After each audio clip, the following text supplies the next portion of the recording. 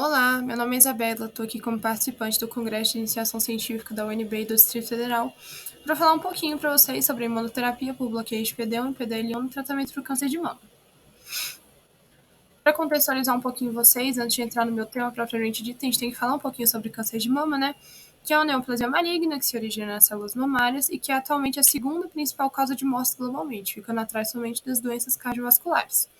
Os números ainda são bastante alarmantes, por mais que a gente tenha diversos tipos de tratamento para estar combatendo esse câncer, né?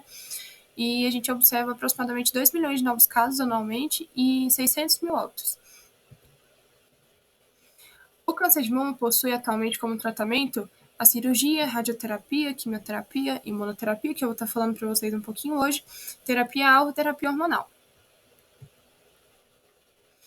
Agora falando dessas proteínas propriamente ditas que eu estou mencionando desde o início, o que elas são? Qual que é o papel de relevância delas no câncer de mama?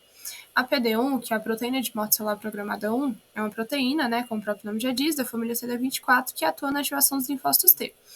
E a PDL1, que é o ligante da proteína de morte celular programada 1, é uma proteína da família B7, presente nas células apresentadoras de antígeno, que possui como função o estímulo ou a inibição do processo de ativação dos linfócitos T.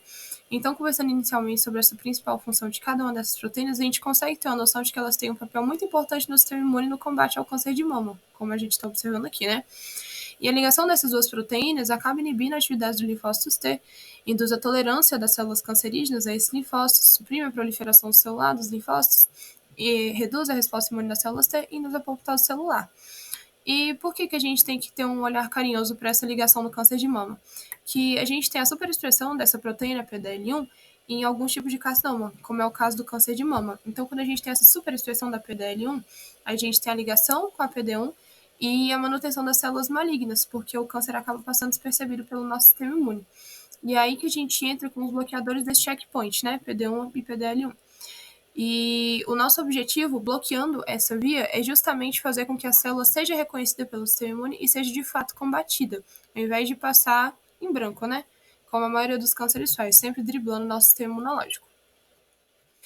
E se há uma terapia que aparenta ser tão boa, tão específica, por que ela não é muito utilizada ainda, né? Por que a gente tanto ouve falar sobre quimioterapia e cirurgia ao invés de imunoterapia propriamente dita?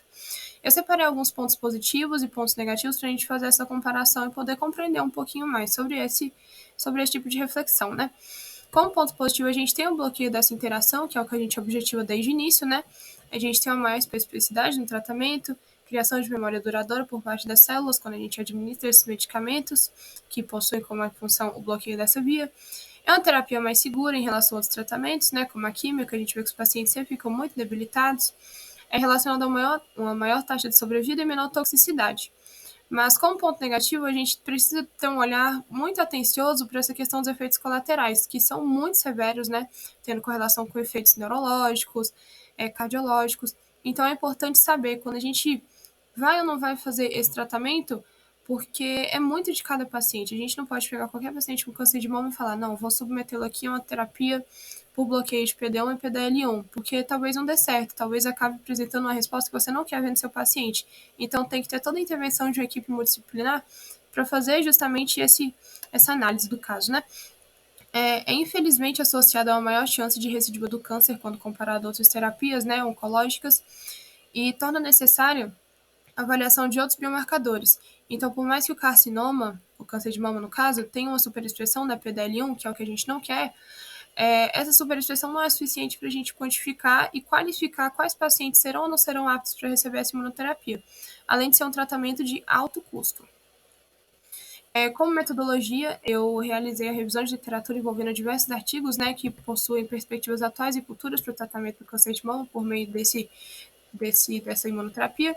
Como resultados de discussão, a gente vê que é uma área de estudo que ainda está sendo bastante pesquisada justamente para a gente não ter informações suficientes para ver quando vale a pena, quando não vale a pena, se o paciente é apto, se o paciente é inapto. Então, a gente tem que ter uma maior pesquisa, né? Tem vários estudos clínicos em andamento, só que ainda é uma área muito pouco conhecida em relação ao que a gente precisa. E, como conclusão, a gente vê que essa é uma alternativa promissora para o tratamento do câncer para diversos tipos de tumores, principalmente para o câncer de mama, mas que ainda falta muita informação para a gente poder estar tendo uma conclusão sobre quando ter e quando não ter esse uso.